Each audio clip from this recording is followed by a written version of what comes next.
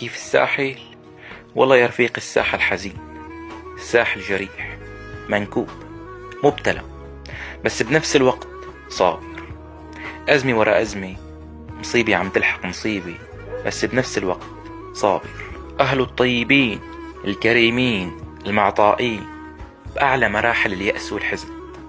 بين كل شجرتين غار بتلاقي شهيد، وبين كل شجرتين عنب بتلاقي شهيد.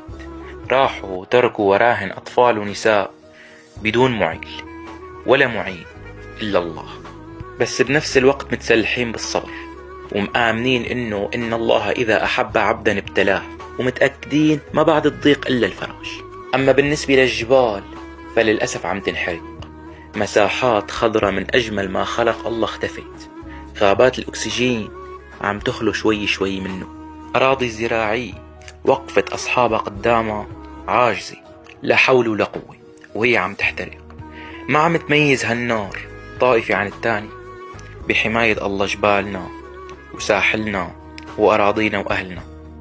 قال الإمام علي عليه السلام: اشتدي يا كربي لتنفرجي. وقال سبحانه وتعالى في كتابه الكريم: بسم الله الرحمن الرحيم: إن الله مع الصابرين. صدق الله العلي العظيم.